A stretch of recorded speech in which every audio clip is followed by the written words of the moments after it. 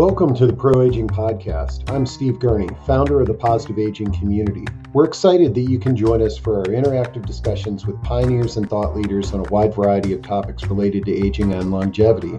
On today's episode, our scheduled guest, Bobbi Carducci, author of Confessions of an Imperfect Caregiver, fell ill. So I just moderated an open discussion on caregiving. I hope you find this discussion helpful.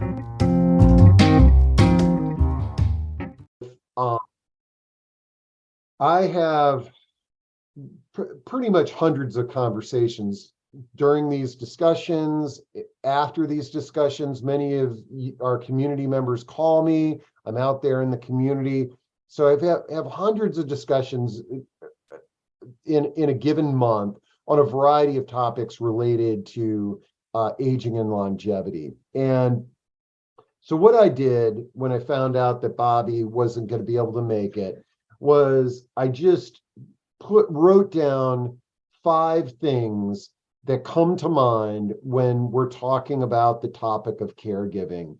And what I thought I would do is just share those with you, share those thoughts with you. And if you want to jump in with your comments, your questions, your concerns, just either use chat or Q&A, or raise your virtual hand and I'll open up your mic and you can share your insights with everybody. But let's kind of run through these, and if it triggers anything, great. If not, we can all go back to what we were doing before we tuned in.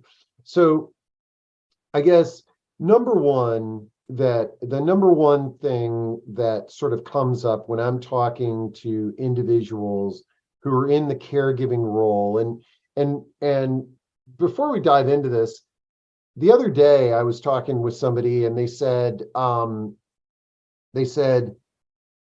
was chatting with them and I referred to them as they were an adult child. They were concerned about their mom and dad, and I referred to them as a caregiver. And she said, I'm not a caregiver.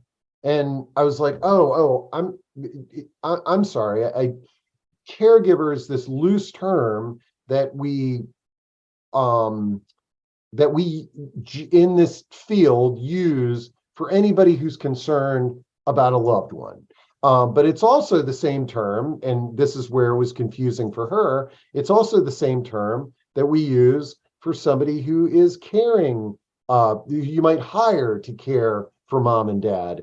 And so I explained this to her and she goes, oh, wow, never really thought of that. But so today, when we're talking about the term caregiver, yes, it can mean somebody that you're paying to care for a loved one. It could be somebody who's volunteering to care for your loved one, but it can also be referred to as us, somebody who's concerned about mom and dad, the next door neighbor, your aunt and uncle, what have you.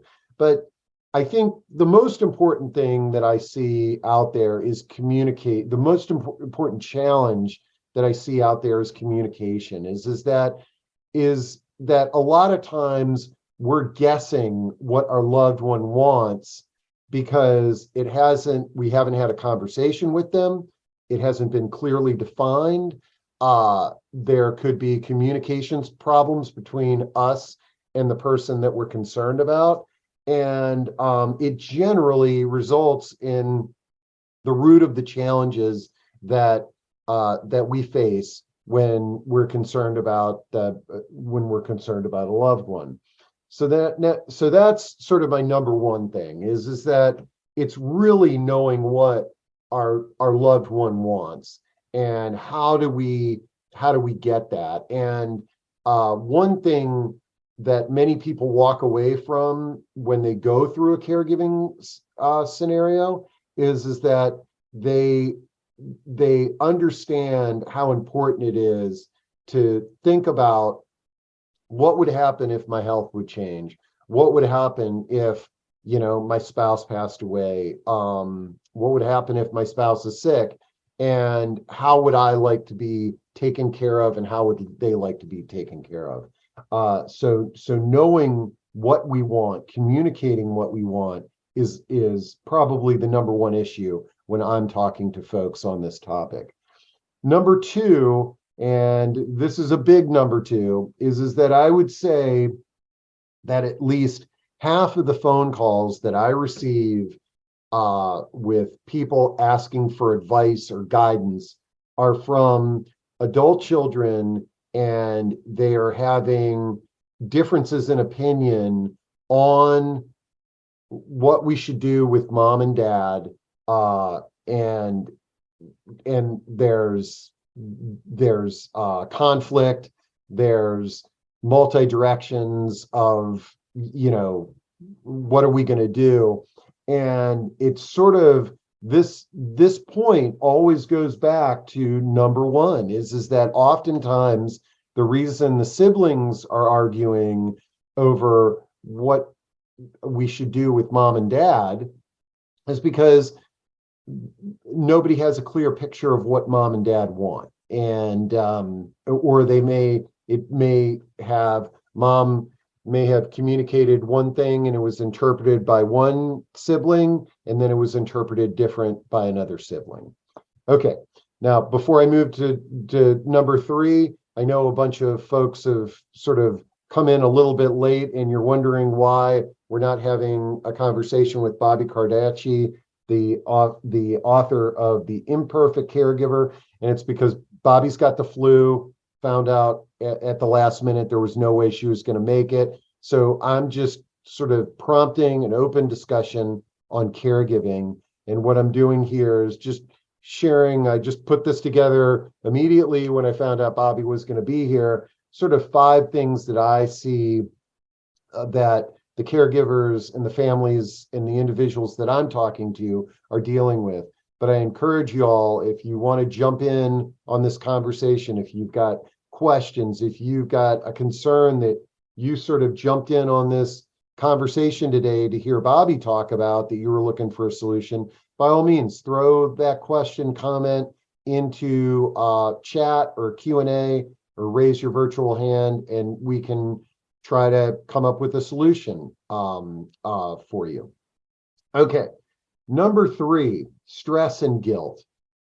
This is one thing that I hear clearly communicated in my calls, in our discussions that we have on this platform related to caregiving, is there's a lot of stress in terms of managing our time, especially sometimes in families where there's one sibling that sort of becomes the dedicated caregiver, and he or she is sort of taking time off work and opening up the checkbook and running around and managing the care for mom and dad, and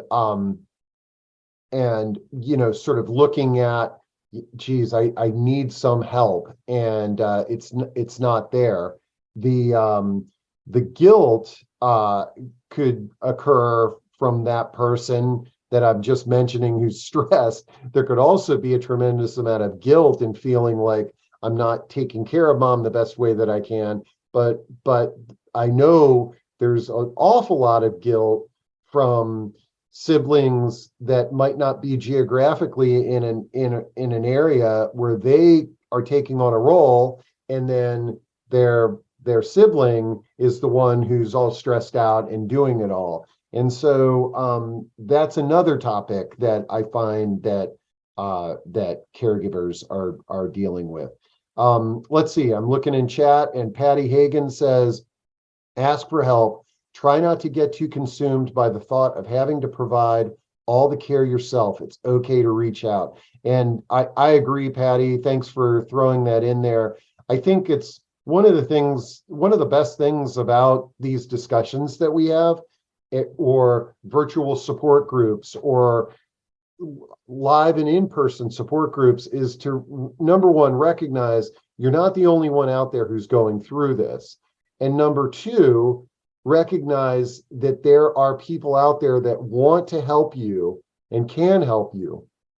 And it's, while there are paid caregivers and paid providers that you can be connected with, there's also a ton of folks out there, and a ton of folks that might be in your parents' network that would love to chip in and take some of the burden off your shoulders and help out. And one of the on that topic, one of the best discussions that we had not too long ago was with a woman, Glenna Crooks. And Glenna is has developed this platform. I'm going to pull this up and drop it into chat to help people identify their network of care.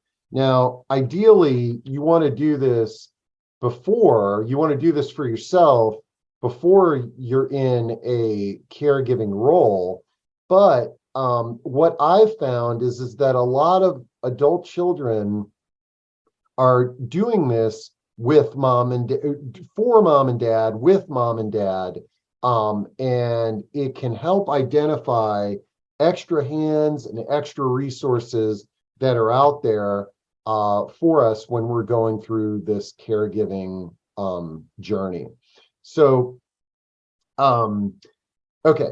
So number 4, the one thing that I hear a lot of, not only in my one-on-one conversations with folks, but on these discussions that we have, is the financial pressure of caregiving.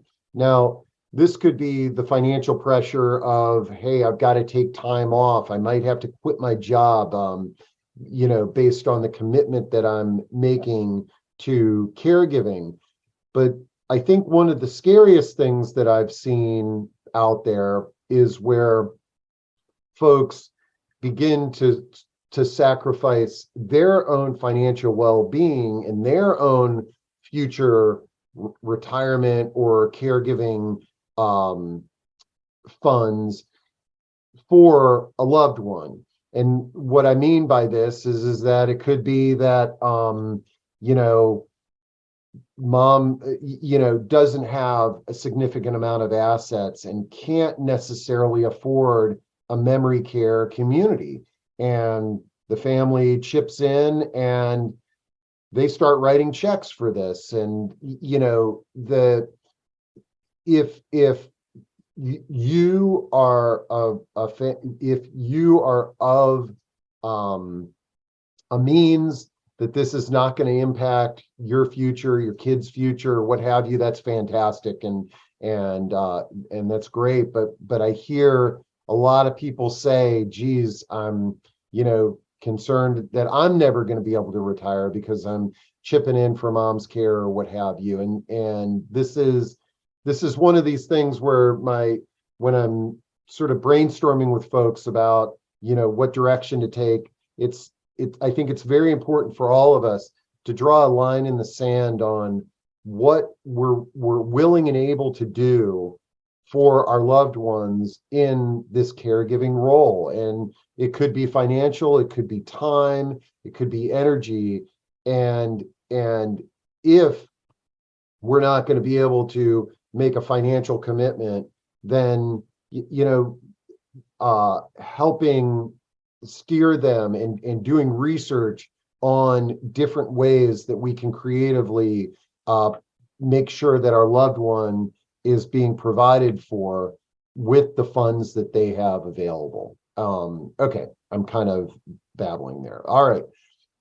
Let's see. Ruby writes in chat here, my husband has MCI. Oh, geez. Okay. I'm drawing a blank on MCI just right now, but I will come back to that. I know how important self-care is for a caregiver. However, he gets angry when I go out with friends. I also bought him a medical alert to wear when I'm not home. I have to give it to him when I leave.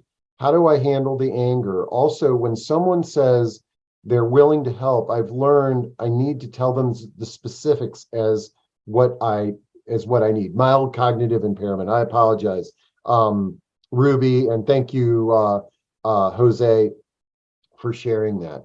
Well, number one, Ruby, thank you for throwing your personal caregiving challenge into the mix here, because I hope I can share some thoughts that might help you think creatively about solutions.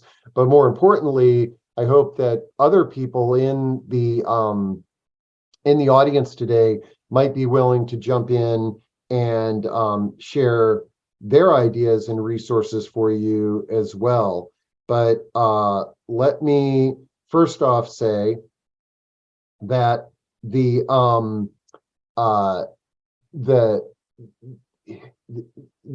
probably one of the most challenging caregiver stories that we hear and that we face are those that have some form of cognitive impairment, whether it be dementia, Alzheimer's, MCI, what have you, because our loved one has a disability, but it's hard to, we can't understand what's going on in their head. And that can be one of the most frustrating things. And the thing that the words and the actions that come out of their mouth are not, they're a totally different person than the person that we married, or the person that raised us. And so I think one of the most important things for us all to remember is just that this is a disability. It would be so much easier. I hear this all the time. It would be so much easier if my husband had a mobility problem and a disability that way, because I can push the wheelchair down the hall. I can open the door for them.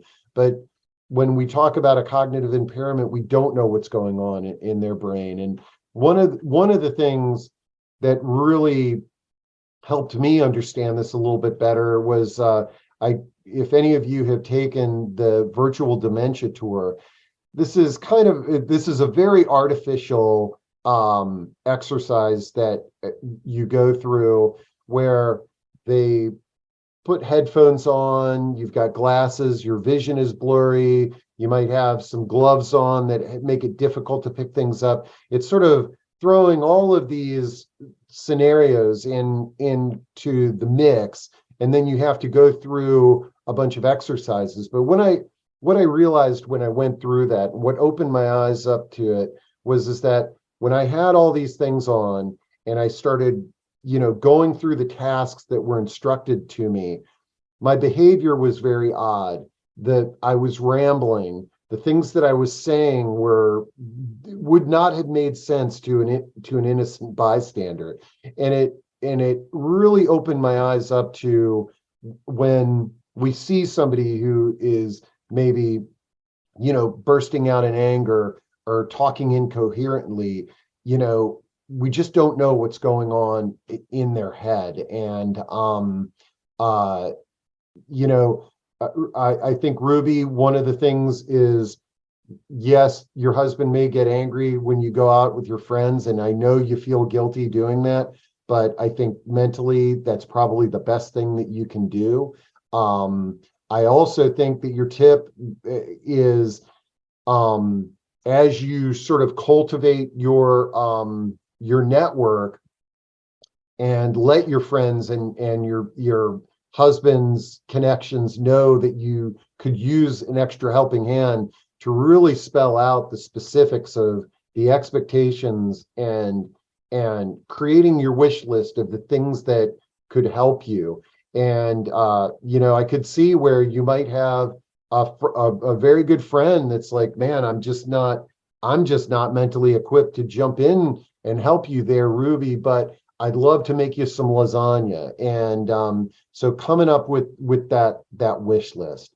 Let me see. I think some more chats have been coming up here. Let's see. Mike says, in some cases, a disease, a caregiver having their own medical concerns, but reluctant to share with the person they are caring for, creates feelings of guilt if they were to do so. Yeah.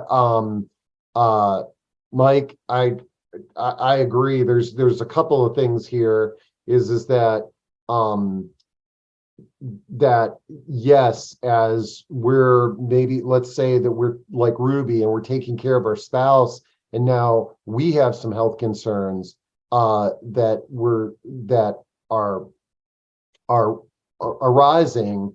uh the ability to go get those diagnosed or to take care of those, because our spouse or our other loved one is in a much worse state, is key. The other thing that we all need to be concerned when we're in a caregiving role is injuring ourselves or putting ourselves out where we can't now take care of our loved one.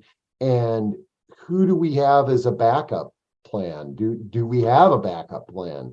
And this is something to really think about, especially if part of your role as a caregiver is transferring or bathing somebody. It's so easy to throw your back out there, and making sure that we have backup and care. Okay. All right. Well, Ruby, I hope my thoughts were helpful, but it sounds like you're doing everything.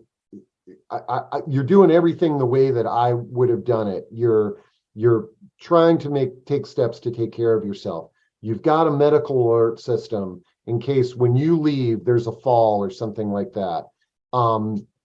You've reached out to your friends and you're being very specific in what you can do there. I'm sure because you've done enough research to learn about the medical alert systems, I think the adult daycare is a great resource for people that are in your situation. But I also know how difficult it can be to get a loved one to leave the home if they don't want to leave, to go to an adult daycare setting, especially if their cognitive impairment is mild, is because they still have some awareness of their condition, and they oftentimes may be resistant, especially if at some point in their life they uttered, "Never put me in a place," or "Never take me to a place." The one thing that I would recommend, Ruby, and anybody who's in a situation like this, is that even if your loved one says, I don't want to go anywhere, I want to stay here, it's worthwhile to reach out to the adult daycare centers that are near you and go in on your own and share your story, or call them up on the phone, or set up a webinar, because they've seen it all, and there's some wonderful creative strategies that I've heard over the years, that where somebody was resistant to move in to participate, and through some creative visiting with a friend. I think one of the best stories that I ever heard with an adult day center was a gentleman went there and told his daughter, "There's no way that I'm gonna go to a program like this." And then she called the center and they talked about it. And this gentleman had cognitive impairment, but what they were able to do was they were able to say to him, "Dad, they were very impressed with with you when we went to visit that center, and actually they would like to offer you a job." And yes, this could be deemed somewhat deceptive, but they came up with 5 or 6 things that he could do there that would help them out. Even though he would be a participant, he was going to have a job. And so they said they'd like you to come in for an interview. And so instead of going to the admissions room, or they may have just changed the sign on the admissions room and they said that it was HR, and they went through this job interview. He got dressed up and all this stuff, and then went home, and he was all excited to see if he was going to get this job. And he got the job. And so then when he would show up at the adult day center, he was always dressed nicely, and he knew that he needed to go, whatever it was, straighten out the closet or do whatever tasks they had for him. And and then what they would do is they would say, well, Mr. Smith, you've completed your job. If you'd like to, play cards or participate in this activity, you're more than welcome. Or, maybe you could help me with this activity. So there's so much creativity that we need to use when we're faced with these challenging situations. Let's see. Ruby says, my husband now attends an MCR group sponsored by Insight Memory Care at their Sterling location. It's a great place for him to attend. The reason he attends is his doctor told him to go. Yeah, and that's one thing. We all know our loved ones. So Ruby, number one, I'm psyched that he's participating, that you connected with Insight Memory Care.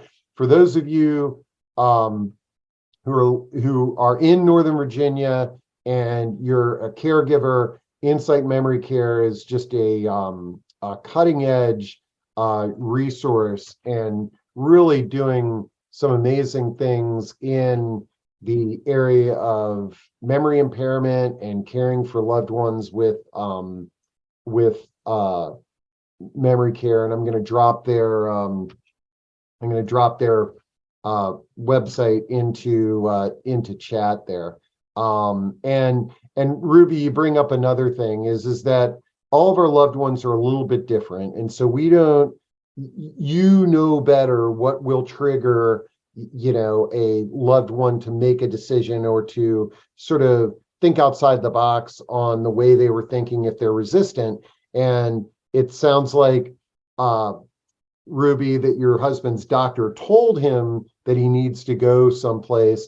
And for a lot of folks, if somebody in a white coat tells you to do something, you're going to do it, especially if you've got a trusted connection with them. And so that's one of the things to think about if you are in challenging communication situations with your loved ones, is maybe make a list of the people in their lives that they really listen to, they who are influential. And it might be a former coworker that your loved one has not talked to for a few years, that they really admired the way that they were talking, and maybe bringing them into the dialogue on what your loved ones care. And so I've been talking about it here kind of at length, but it's number 5 on my list is try to get creative. Is really, I think there's no, prescription that fits all of us when it comes to this world of elder care. And the more creative that we can get, the better. And I'll share a caregiving story that has helped a lot of people over the years, and it relates to a parent helping an adult child who felt that mom was not safe at home anymore. But mom, like many of us, was sort of never imagined that they would be living in a senior living community. This is probably one of the most common discussions that I have with adult children and with older adults that are concerned about their safety and health at home. And so mom was this adult child took mom to tour 3 or 4 places, and she got the same answer at all 3 places. There's no way that I'm gonna go to any of these places. And now I was having a conversation with this adult child. And I said, well, tell me a little bit about your mom. And she said, well, mom was a college professor. And I was like, oh, what did she teach in college? And it's like, she taught theater. And then she said, and that's actually one of the things that she always uses is that when we go to the place, she always says, I'm not going to move here. I'm a college professor. And so I said to the adult daughter, I said, try this.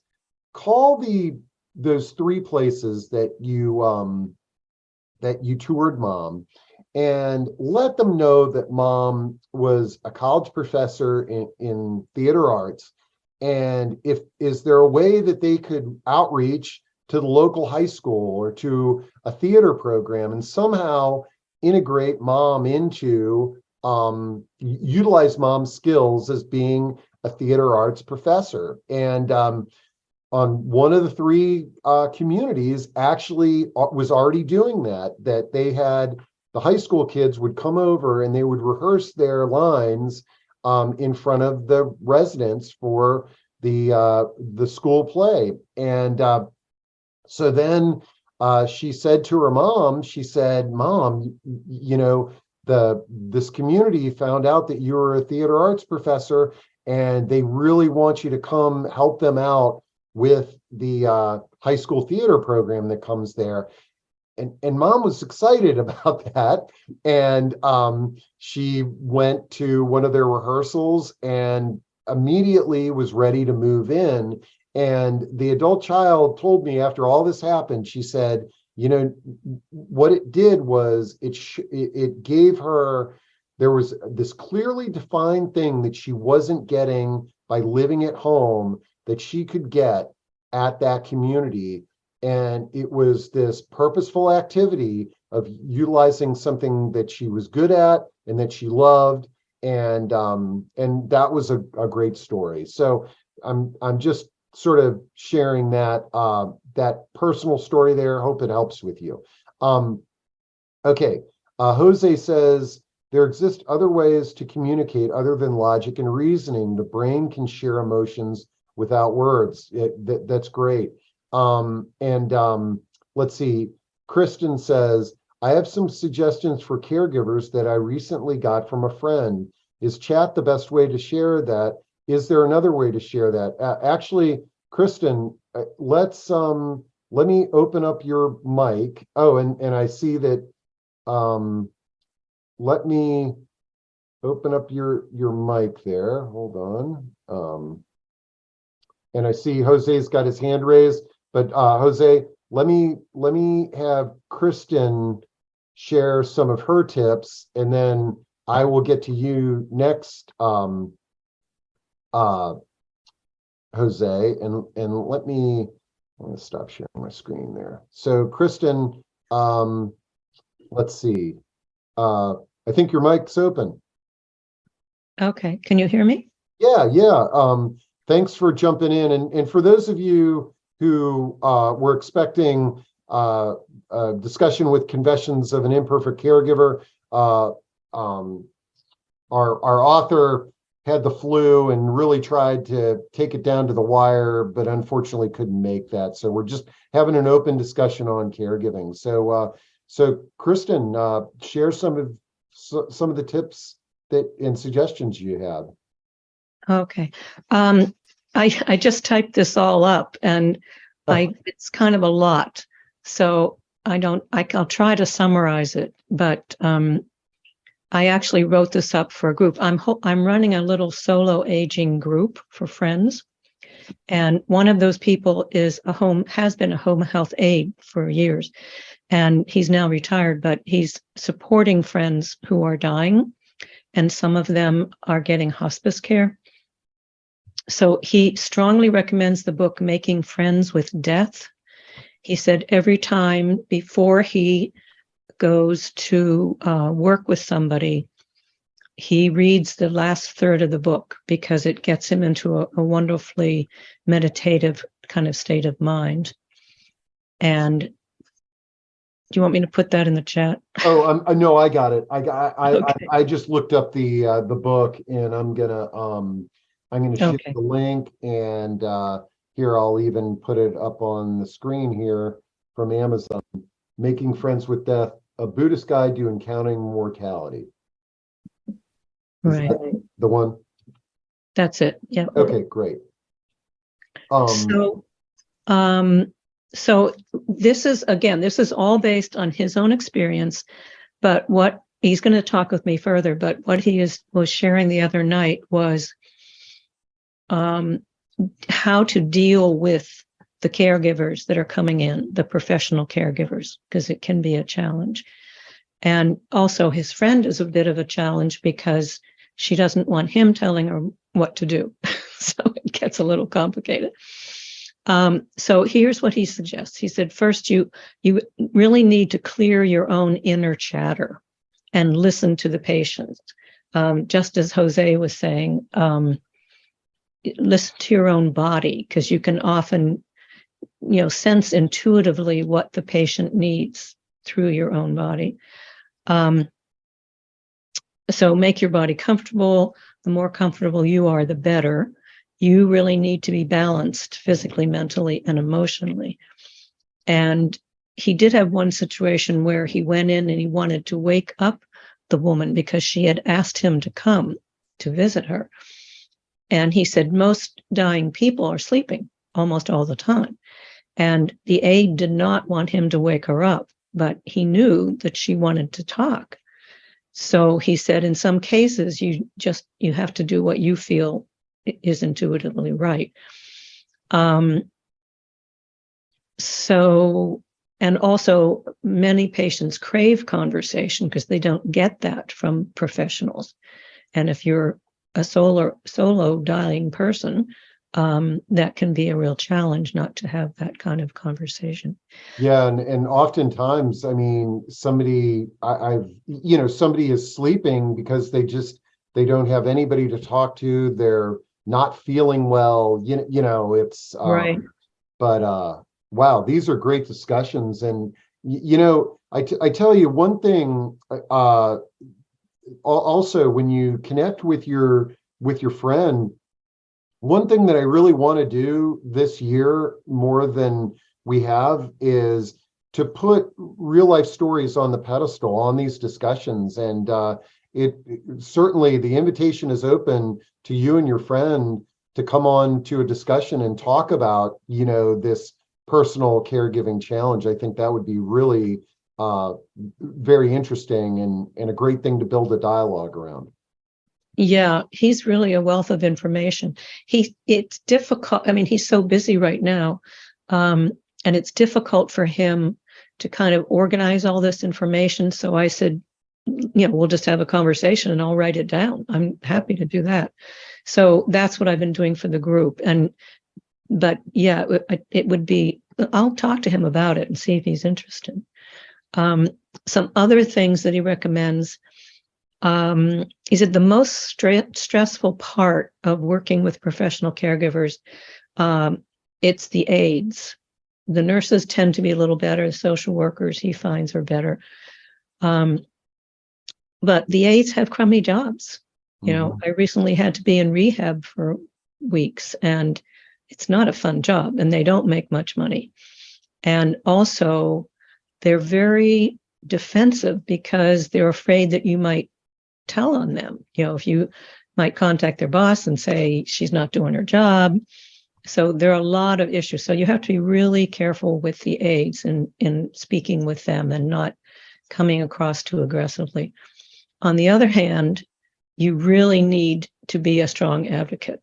And this keeps coming up over and over and over. We know the healthcare system is broken, dealing with hospitals, dealing with nursing homes, everybody. Somebody has to be there to watch what's going on because people are not doing their jobs. And it's not, I certainly feel great empathy for the work that they do because everybody's overworked and understaffed. Anyway, he's found that, for example, the nurse would promise to get a hospital bed, bring mouth sponges, bring spittoons, and then he never, it takes weeks and weeks before he sees anything. So you have to stay on top of things. And also things like checking expired medications, that kind of stuff. The schedule of the medications, are people being given them at the right time? So that's just, some of the things that he mentioned the other night, and I will be getting more from him. Well, I'll tell you, you bring up topics that we know are very real. In fact, I'm dropping into chat. We had last week a discussion on nursing home abuse and neglect, and it's interesting. The attorney that was speaking was talking about if your loved one is in a facility or a community, understanding the chain of command and what motivates each level worker at that various level that you're asking for some help.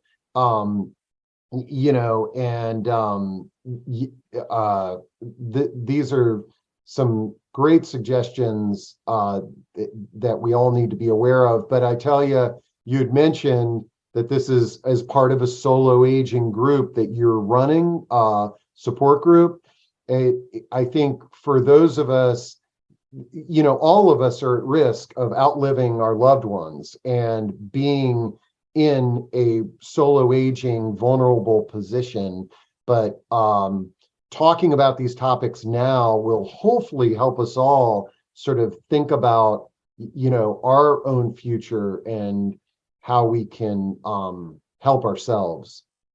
Right. Yeah, it's been interesting because when I first started the group, I mentioned it to a couple of friends who have spouses or children, and some of the people in the group do have both. But it's interesting to see how over time, one person in particular recently said to me she wanted to join the group. I said, well, we're closed at this point. But she said she began to realize she's probably going to outlive her husband. And what am I going to do? No, and that's why I like the discussions on the topic of solo aging, because it's very hard for us to sit down and plan, to think that someday I might need to go to a nursing home. So what do I do? But it's a lot easier for us to think about, okay, if I outlive my spouse and I don't want to be a burden on my kids, what are the steps that I can take to make my care the best it can possibly be? Right. Well, Kristen, this has been great. Thanks for jumping in on this wacky day where we don't have a set speaker, but I think the insights that you shared are fantastic, and please be in touch, and would love to feature you and your friend around a discussion topic and learn what y'all did. Sounds great. All right, so let's see. Jose has got his hand raised, and Jose is Jose. How's it going? I haven't talked to you in a while. Steve, I just got back from Japan where I gave a talk, and I thought a little piece of that talk might be a gift to your audience, and I could share it because the nature of the talk was the stress of caregiving, and what we were centering on was the realization that so much of the stress comes from trying to bring the perception of the elder person and the caregiver into alignment, into a common communication channel. And what I was trying to help them understand with that was that the communication channel that you're striving to bring an elder into is one of time and memory that has only existed in humanity for 40,000 years. That most of the organisms on this planet do not understand time and memory. Most of the organisms on the planet live by instinct. And by living with instinct, what you begin to understand is that evolution has made of the human mind a conceit of time, and we value it as if it is the only way you can communicate. However, if you step back and you think of things like Buddhism, that Kristen was just mentioning, meditation, music, all of those are pathways to the brain ability to communicate that do not depend on memory and time. And the reason I bring that out is because if you're a caregiver, your frustration and the pain that you are enduring comes from this insistence in trying to reconcile communication on a mode that has only come about in human existence for the last 40,000 years.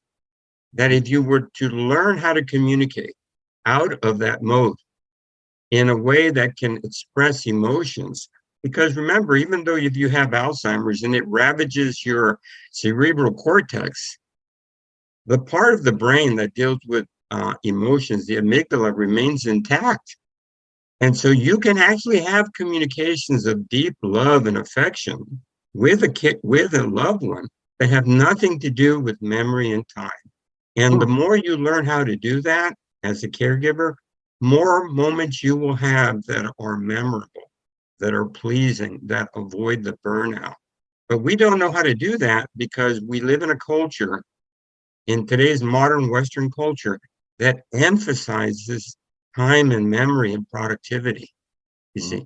And so we become prisoners of our own desire to fulfill an ego state of communication, which is really not the main way animals have communicated for millions of years. So what we tried to do, and what I was doing with them in Japan, was we have an utterance device that helps people understand how to learn to unlock those modes of communication, which are away from the egocentricity and the logic and the time and the memory, so that you can engage with your loved ones in a more harmonious manner. And so I thought I'd just share that with you because I see in the audience a lot of stress and people trying to live up to the expectations of our modern Western world. And what really you have to do is just abandon that and learn to communicate away from that.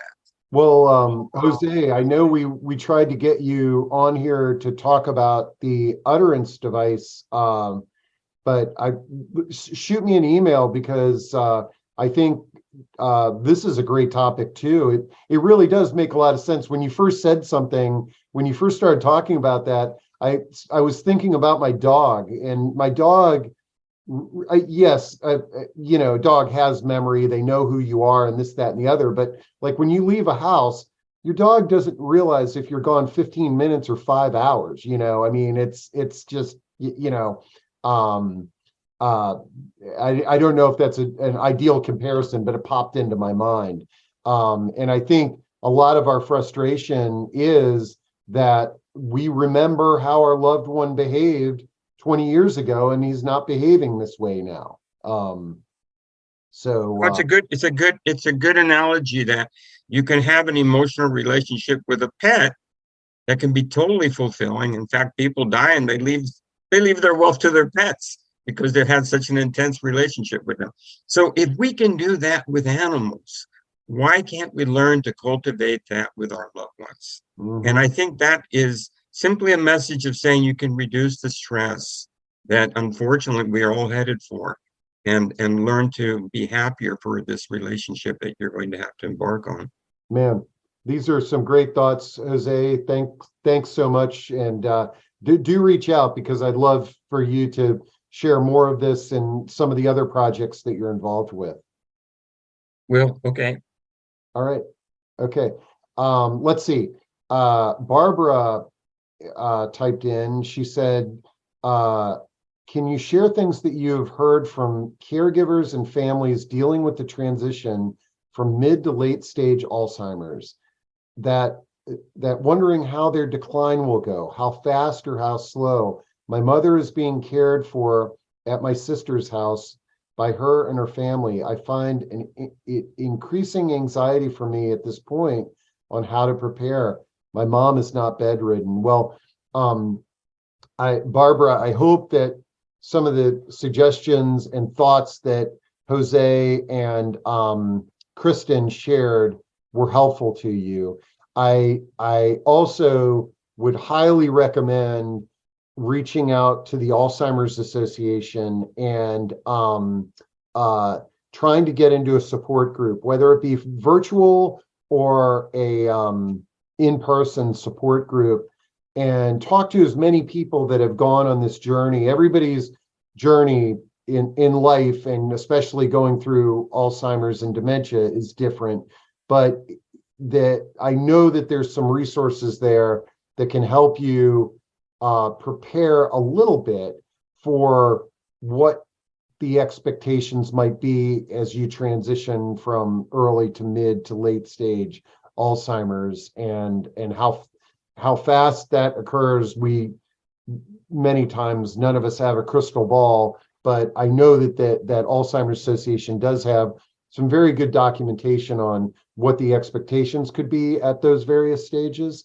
I cut and pasted your question into chat there, just in case anybody else wanted to share some insights that they may have had.